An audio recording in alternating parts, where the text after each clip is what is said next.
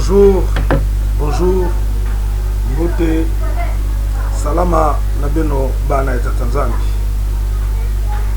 Que le ciel soit dans la joie et la terre dans l'allégresse, parce que, et encore une autre fois, je viens encore toquer vos portes du cœur pour un message qui nous tient tous à cœur. Merci, peuple de l'Éternel, parce que le moment est grave. On n'a plus le temps pour jouer. On n'a plus le temps pour laisser nos têtes se perdre dans les trucs inutiles. Mais il est sérieusement grave le temps. Il faudrait que nous nous basons sur l'essentiel, parce qu'après cette vie, chers frères et sœurs, il y a une autre vie qui arrive. Et la vie la plus sublime, la merveilleuse, dans sa présence, dans la présence divine. Et c'est cette vie-là que nous cherchons. Si nous sommes ici sur terre, c'est seulement et uniquement pour aller là-bas, pour repartir là-bas, pour cette vie là-bas, la vie d'en haut, la vie la plus merveilleuse qui soit. Parce que c'est dans sa présence que nous voulons repartir. Alors, peuple éternel, je me suis réveillé avec un esprit qui m'a poussé, qui m'a donné la force aujourd'hui de parler de la race de vipères. C'est parmi les questions que bon nombre de gens me posent. Longhi, dis-nous, c'est qui la race de vipères? Alors nous allons essayer de répondre à cette question. Pour commencer, nous allons prendre le dictionnaire pour lire un peu qu'est-ce que l'on entend par race. Quand je prends mon dictionnaire, la première définition me dit que c'est une lignée, ensemble des ascendants et des descendants d'une même famille. La deuxième définition me dit que c'est un groupe d'individus qui se distingue d'autres groupes par un ensemble de caractères physiques dont on attribue la constance non pas à l'action du milieu, mais à une lointaine hérédité. Alors, frère, quand on parle de race, c'est une famille qui est unie par certaines choses ou par le lien de sang. C'est d'abord ça. Aujourd'hui, avec le français actuel, puisque les langues évoluent, on parle de race quand on parle de couleur, de race quand on parle aussi d'animaux. Quand on dit que ces animaux sont de la même race, comme par exemple il s'agit du lion et de la lionne, de lion et du léopard, c'est des félins, ils sont de la même race. En ce qui concerne les humains, il s'agit seulement de couleur. Or, dans nos vidéos précédentes, nous avons pris le soin de vous signaler que dans l'espèce humaine, il n'y a que deux races. Il n'y avait que deux races.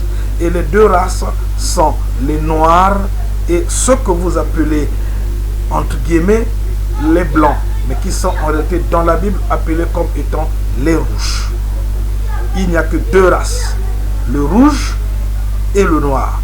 Je porte ceci à votre humble connaissance, modestement s'il vous plaît, que l'homme que vous appelez blanc n'a que 6000 ans de vie sur cette terre. Avant de 6000 ans, le blanc, ce que vous appelez blanc, n'existait pas. Il n'y en avait pas, il n'y avait pas un seul blanc sur cette terre. Les blancs, c'est 6000 ans de vie seulement. Alors que vous, le peuple noir, vous avez des millions d'années sur cette terre. Et ça, vous pouvez vérifier. Il faudrait parfois que les gens laissent des débats inutiles. Sur une des vidéos que nous avons pu poster, il y a un frère qui m'a dit, mais la couleur n'est pas importante. Que les juifs soient blancs ou noirs, ce n'est pas important. Frère, ceci est une réponse pour toi.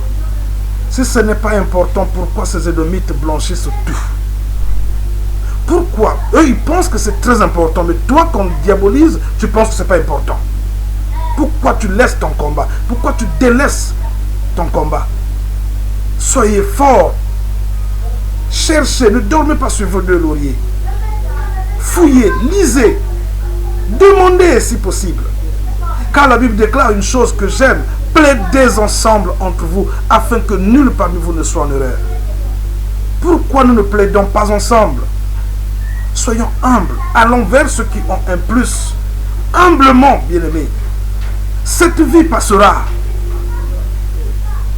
Le gang de l'heure du Seigneur pour le rassemblement de son peuple est en train de retentir. Cet âge passera. Ces plaisirs que nous avons aujourd'hui passeront. Postulons pour celles qui sont éternelles. Pour des choses éternelles, bien-aimés. Merci. Nous allons lire maintenant que veut dire le serpent. Comme on a fait pour l'autre, on va prendre deux définitions pour voir un peu ce que nous allons voir. On nous dit que le serpent est un reptile apôtre, bien que tous les reptiles apôtres ne soient pas des serpents. C'est la première définition. La deuxième, c'est symbole du mal. Attention. Symbole du mal et de la chute, symbole de la tentation mensongère et néfaste. C'est ça la définition du serpent. Donc le serpent spirituellement est vu comme étant le symbole du mal, de la chute de l'espèce humaine. C'est par le serpent que le péché est rentré. Et une fois, nous parlerons de la porte par laquelle le péché est entré. Et nous verrons en quoi il y a des peuples qui sont appelés races de vipères. Parce que s'il faut qu'on le dise simplement avec des mots doux, c'est dire que il y a une race qui est venue par le serpent. Et nous allons essayer de voir quelle est cette race-là. Nous allons commencer par lire un verset que j'aime beaucoup, dans Proverbe 30, le verset, on va prendre le verset 8, de 3 à 8. Proverbe 30.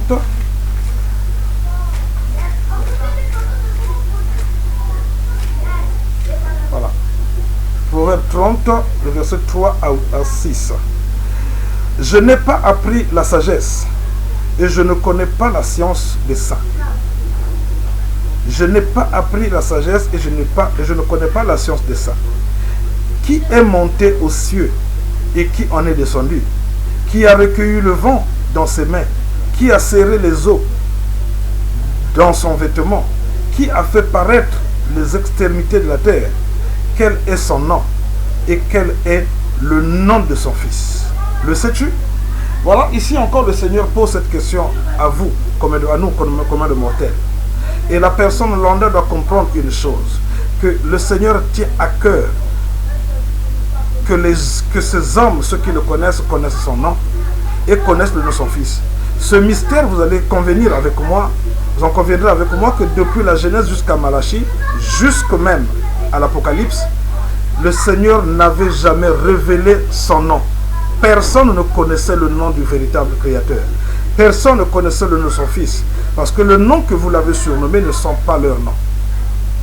Quand vous l'appelez Jéhovah, Dieu, toutes ces conneries-là ne sont pas son nom.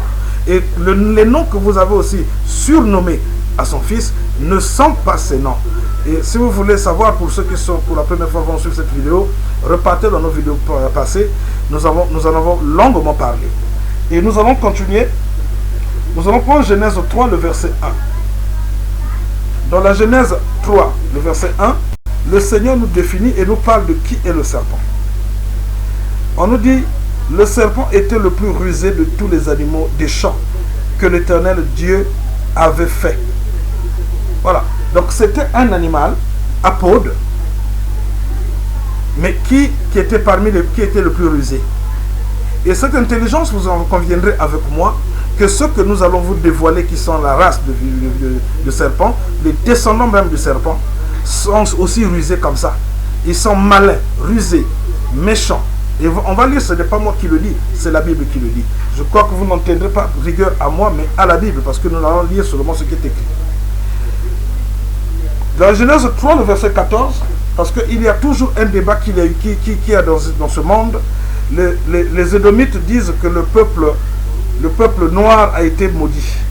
Frère, si quelqu'un te dit cela, ris-lui dessus, parce que c'est du mensonge et ce n'est que de l'adultération de la parole de l'Éternel. Parce que le peuple noir n'a jamais été maudit. L'unique animal qui a été maudit, c'est le serpent que nous allons lire. Et si ceux-là sont de la descendance du serpent, c'est que c'est eux qui ont été maudits. Et on va voir qu'est-ce que le Seigneur pense de ce peuple-là. Nous sommes dans Genèse 3, le verset 14. il est écrit, excusez-moi, voilà. L'Éternel Dieu dit au serpent, puisque tu as fait cela, tu seras maudit entre tout le bétail et entre tous les animaux des champs. Tu marcheras sur ton ventre et tu mangeras de la poussière tous les jours de ta vie. Et c'est lui qui a été maudit. Ok? Et quand vous arrivez au verset 13, le Seigneur dit, je mettrai inimitié entre toi et la femme, entre ta postérité et sa postérité. Vous savez que là maintenant il y a un mystère qu'il faut qu'on dévoile. C'est le serpent, un apôtre, qui a péché. Mais on dit que le Seigneur a mis inimitié entre sa postérité et la postérité de la femme. Ça veut dire qu'il y a eu une postérité du serpent. Le serpent donc a une descendance. Et ses enfants et les enfants de la femme ne s'aimeront pas. Il y aura une inimité. Et cette inimité-là, c'est celle que nous vivons aujourd'hui. Mais curieusement, les enfants de la femme ne haïssent pas les enfants du serpent. La postérité du serpent. C'est la postérité du serpent qui haït la descendance de la femme. On va continuer, frère. On va aller dans Proverbe 3, 23, le verset 17. Parce que nous avons grandi avec des clichés dans la tête, en disant non, le blanc c'est un Dieu, le blanc est plus que nous, le blanc. Mais le Seigneur nous met en garde, frère. Il nous dit de ne pas envier ce peuple-là. Parce que la richesse de ce monde passera. 23, 17. Que ton cœur n'envie point les pécheurs, mais qu'il ait toujours la crainte de l'Éternel. Ne les enviez pas. Parce qu'aujourd'hui, vous maquillez, vous décapez la peau pour ressembler je ne sais à quoi.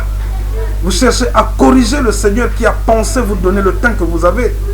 Frères, sœurs, ne savez-vous pas que cette couleur que vous avez, c'est la meilleure? Et que toutes les couleurs, quand on les fonce, ça arrive au noir. Le noir, c'est la couleur, le summum de la couleur. Pourquoi n'êtes-vous pas fiers de ce que vous êtes?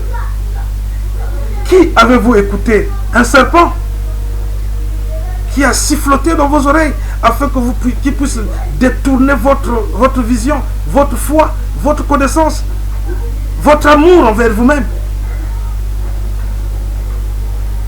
Frères et sœurs, arrêtez de vous décaper la peau, parce qu'en ce moment-là, vous dites à celui qui vous a créé, tu n'es pas bon, tu n'es pas intelligent, tu n'es pas divin, tu n'es pas sage, moi je connais plus que toi, je suis plus connaisseur que toi, je me fabrique moi-même, et tu te fabriques avec une nouvelle peau. Mais c'est une honte devant la face de l'Éternel. Je vous assure que le trône de Dieu pleure en voyant ce genre de choses.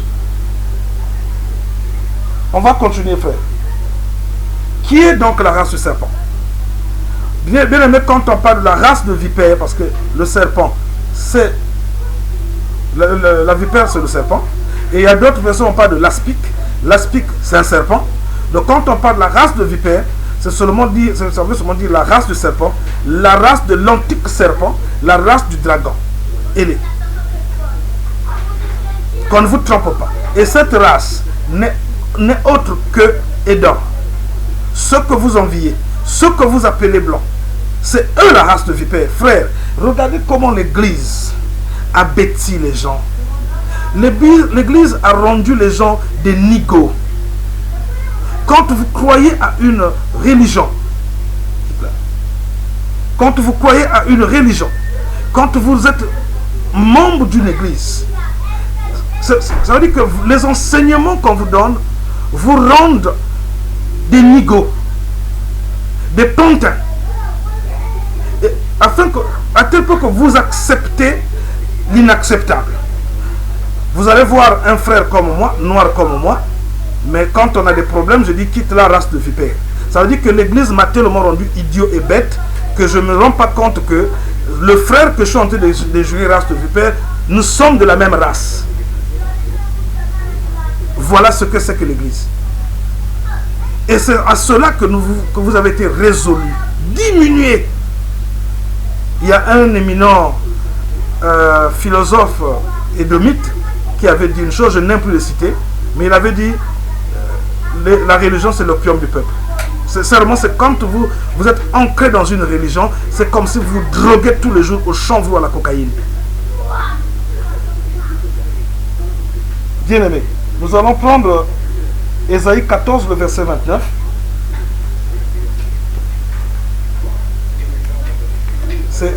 C'est malheureux parce que le Seigneur dit médite ce livre nuit et jour, mais les gens ne préfèrent pas. Les gens restent dans leur oisiveté, dans leur plaisance, je ne comprends pas.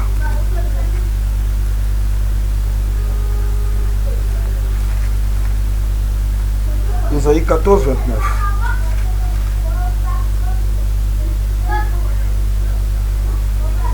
Ne te réjouis pas, pays de Philistins, de ce que la verge qui te frappait est brisée, car de la racine du serpent sortira un basilic, et son fruit sera un dragon volant. Alors les plus pauvres pourront paître, et les malheureux reposer en sécurité. Bien-aimés, de la postérité du serpent naîtra le basilic, et du basilic le mensonge, la méchanceté.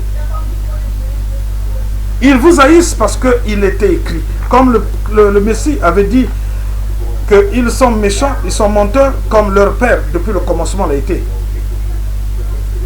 Et croyez-moi mes amis, regardez seulement comment ces Édomites aiment, protègent, adorent les animaux.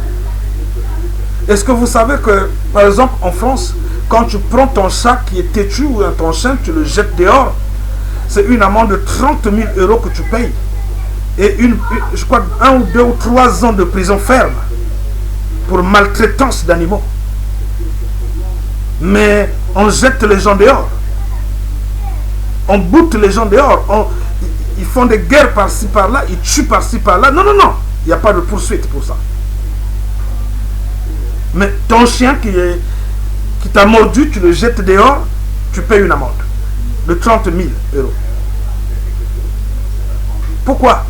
Mais parce qu'ils savent qu'ils viennent de là. C'est leur nature, eux. Ça me désole quand je les vois crier dans les stades contre un noir et faire de singerie. C'est malheureux. Parce qu'ils ne savent pas qui ils sont. En fait, au fond d'eux, il y a une haine. Ils se disent, pourquoi eux? Pourquoi pas nous?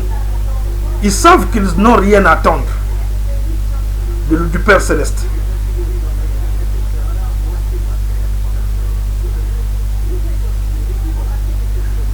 Dans Siracide 21, le verset 2, le Seigneur dit, celui qui fuit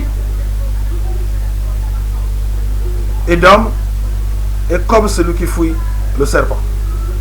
Pourquoi ces similitudes?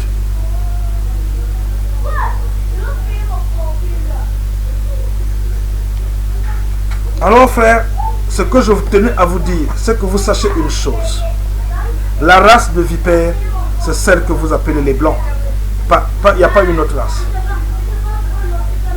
Et il faudrait que les gens arrêtent, vous, peuple noir, de vous injurier entre vos races de vipères. C'est être très bête, c'est être un nigo. Vous ne pouvez pas le faire puisque vous êtes la même race. C'est comme si tu as des yeux fermés, tu ne sais pas qui est devant toi, alors que la personne est noire comme toi, tu dis une race de vipères. Pour ce, frère, je vous inviterai, si vous avez aimé cette courte vidéo, je vais m'arranger. C'est vrai que j'avais prévu beaucoup le coup de verset, mais je voudrais désormais que les vidéos soient un peu plus courtes pour que ça permette à plusieurs personnes de pouvoir les lire facilement. Surtout qu'en Afrique, l'internet est encore un petit luxe. Si vous avez aimé, n'oubliez pas de mettre un petit j'aime, le pouce en haut, et s'il vous plaît, abonnez-vous. Et si vous avez des questions, laissez-les. On en discutera, je réponds toujours à toutes les questions. D'ici là, portez-vous bien, que Congo vous bénisse. Et n'oubliez pas que la race de vipère, c'est les blancs. Vous n'êtes pas la race de vipère, vous êtes la race des saints. Si on pouvait continuer, je peux vous donner quelques versets que vous allez pouvoir lire vous-même. Parce que j'avais prévu faire une vidéo de 10 minutes, mais nous sommes déjà à 20. Vous pourrez lire, par exemple, 1 Chronique 16, le verset 13, on parle de la race des élus. Le psaume 106 aussi. La race d'Esther dans Esther 8, le verset 6. La race choisie dans Esther 16, le verset 21. La race des justes dans Psaume 14, le verset 5. Et plus encore. D'ici là, portez-vous bien. Que Congo vous bénisse. Que tous les bantous soient bénis. Parce que la Bible déclare que celui qui bénit son peuple est béni et celui qui le maudit est maudit. Alors ici, là, ensemble avec vous, nous bénissons tous les bantous. Que Congo soit béni. Que Congo soit élevé. Et que Tata Nzambi continue à régner et que son règne vienne très, très bientôt. Merci, d'ici là, on est ensemble.